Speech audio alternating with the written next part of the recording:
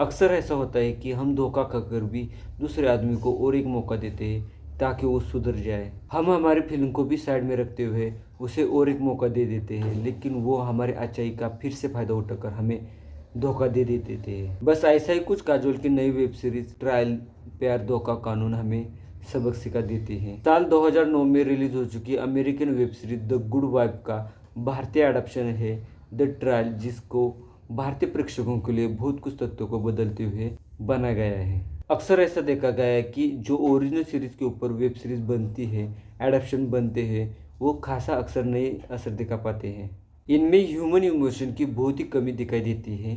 ना ही इस web series को देखने वाले ऑडियंस से वो उतना रिलेट कर पाते हैं। लगभग 8 एपिसोड की ये वेब सीरीज है जिसे सुपर्णा वर्मा ने डायरेक्ट किया है। अब बढ़ते ही इस वेब सीरीज की कहानी की तरफ। एक अच्छे वकील के तौर पर काम कर चुकी नायनु वर्मा के पति और पेशे से जज रह चुके राजू सेनगुप्ता के ऊपर घूस के तौर पर सेक्सुअल फेवर लेने का इल्जाम जब लगता है, तब उन इल्जामों के तहत उनकी सारी प्रॉपर्टी जब्त हो जाती है।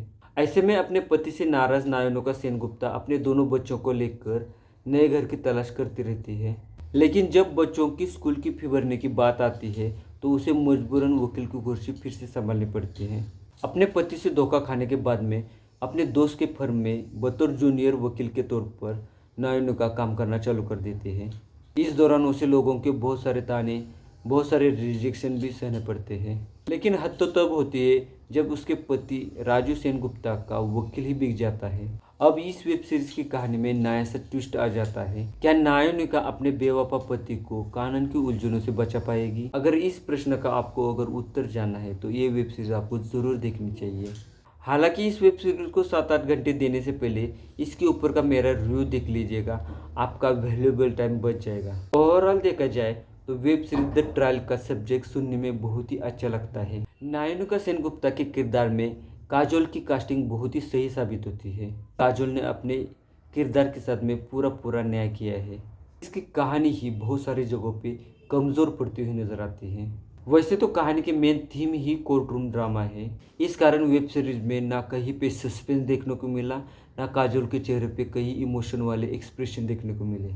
इसका मुख्य कारण कि काजोल को जो डायलॉग दे गए थे उससे उसके इमोशन में कुछ भी बदलाव दिखाई नहीं देता था। अभिनेत्री काजोल से ज़्यादा तो डायलॉग अभिनेत्री कुबरा सैद को दे गए हैं।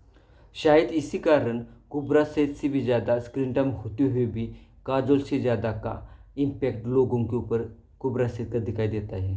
काजोल और कुबरा एक साथ में काम कर रहे हैं तो नए पुराने की तुलना तो होगी ही।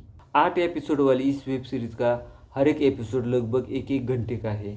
तो यहाँ पे इस बात का आश्चर्य होता है कि वेब सीरीज में मुख्य किरदारों के पीछे की बैक स्टोरी कहीं पे भी ठीक से दिखाई नहीं गई है, और ये बात वेब सीरीज को देखते हुए हर बार खटकती रहती है।